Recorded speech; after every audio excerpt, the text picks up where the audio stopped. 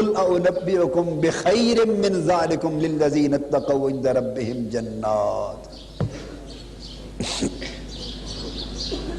قلعویران کرد و از کافر صدد بعد از آن برساختش صد برج و صد.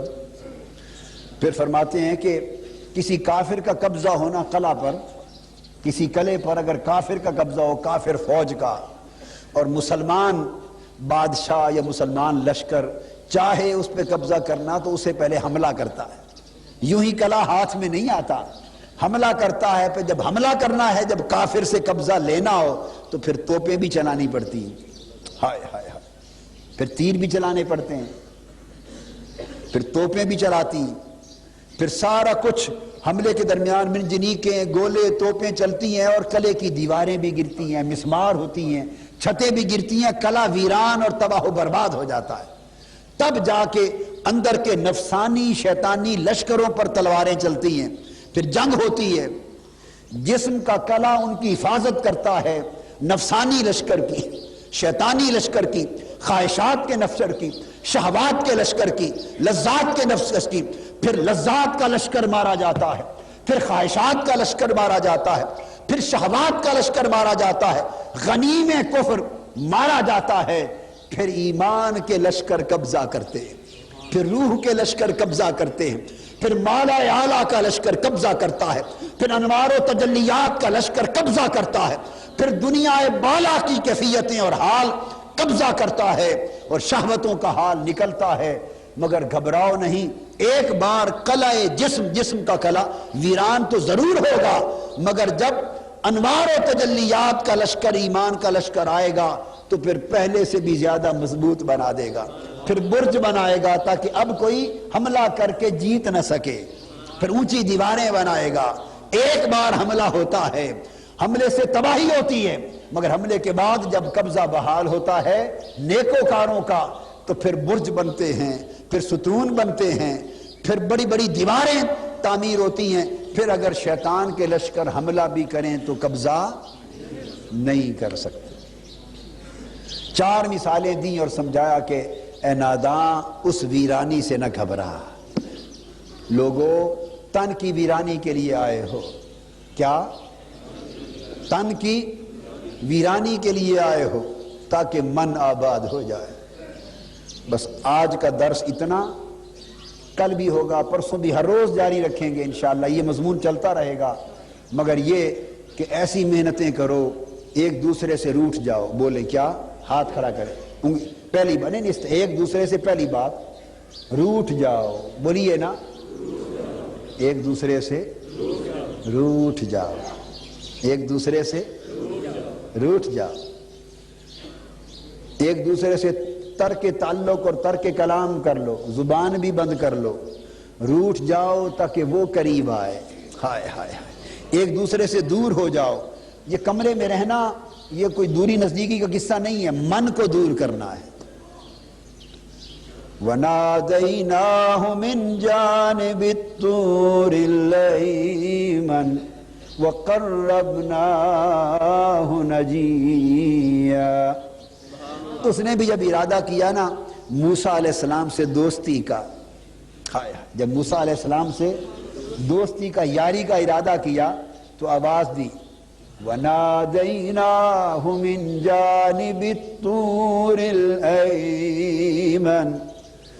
آواز دی، فرمایا موسیٰ ذرا ان کو چھوڑنا، ادھر آ.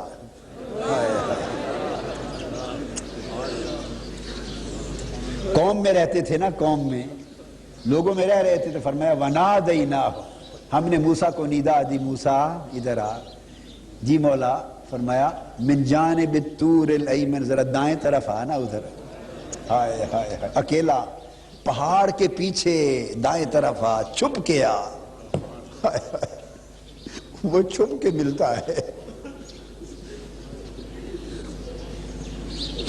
من جانب الطور الایمن، پہاڑ کی داہنی جانب، ذرا طور کی داہنی جانب آنا. اکیلا، اکیلے آ گئے. سوچ رہے تھے کہ مجھے اکیلا بلا لیا، مجھے اکیلا بلا لیا. حکمت کیا ہے؟ تو تب ارشاد ہوا وَقَرَّبْنَاهُ نَجِيًّا، اکیلا بلا کے پھر ہم نے قریب کر لیا۔ فرمایا موسیٰ جب تک تو ان کے قریب تھا میں قریب کیسے آتا؟ جب تک تو ان کے قریب تھا میں قریب کیسا آتا؟ قربناہ، اکیلا بلا کے قریب کر لیا، نجیہ، اور فرمایا موسیٰ ادھر آ، سرگوشیاں کی، آؤ پیار کی باتیں کریں، آؤ پیار کی باتیں، آؤ پیار کی باتیں کریں۔ پھر پیار کی باتیں کی، پیار کی باتیں کی، معلوم نہیں کتنی باتیں کی، کیا کیا باتیں کی، کرتے رہے، اتنی باتیں تو ہوئی نا کہ موسیٰ مچل اٹھے اور کہنے لگے مولا اگر اتنی باتیں کر لی ہیں تو اب ذرا دکھا بھی دے۔ رب ارنی انظر الیک، مولا ایک پردہ بھی ہٹا دے، تو بات پردے تک جا پہنچی۔ ہائے ہائے، اکیلا کیا، کیا اکیلا کیا ایک، پھر قریب کیا دو، پھر قریب کیا دو، پھر سرگوشیاں کی، پھر سرگوشیاں کی، آہستہ آہستہ پیار کی باتیں کی، تین۔ جب سرگوشیوں تک بات پہنچ گئی نا، ہائے ہائے، آپ تھے پھر تم ہوئے، پھر تو کا ساما ہو گئے، آپ تھے پھر تم ہوئے، پھر تو کا عنواں ہو گئے، رفتہ رفتہ وہ میری ہستی کا ساما ہو گئے۔ پہلے آپ کہہ کے بلاتے تھے، کیا آپ کہہ کے بلاتے تھے، آپ تھے، اس میں ذرا دوری تھی، پھر ذرا اور قریب ہو گئے نا تو تم کہہ لیا، تم میں اور قریبی ہو گئی، قربت ہو گئی، پھر تو کا عنواں ہو گئے۔ جب سارے فاصلے مٹ گئے اور بات تو تک پہنچ گئی، تو رفتہ رفتہ وہ میری ہستی کا ساما ہو گئے۔ تب بول پڑے مولا اب اس تو کو بھی مٹا دے، اب اس تو کو بھی،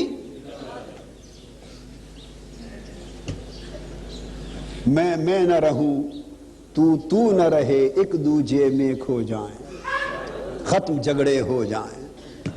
میں نہ رہوں تو نہ رہے، ایک دوجے میں کھو جائیں، ختم جھگڑے ہو جائیں۔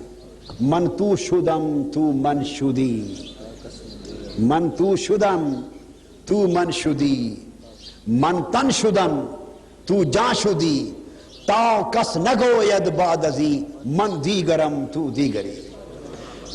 جب قریب لے آئے نا یہاں تک تو بات پہنچی، اب باقی کیا رہ گیا مولا؟ اب میں تو ہو جاؤں، تو میں ہو جائے، میں تن ہو جاؤں تو من ہو جائے، میں جسم بن جاؤں تو جاں ہو جائے، تاکہ کوئی یہ نہ کہے کہ میں اور ہوں اور تو اور ہے۔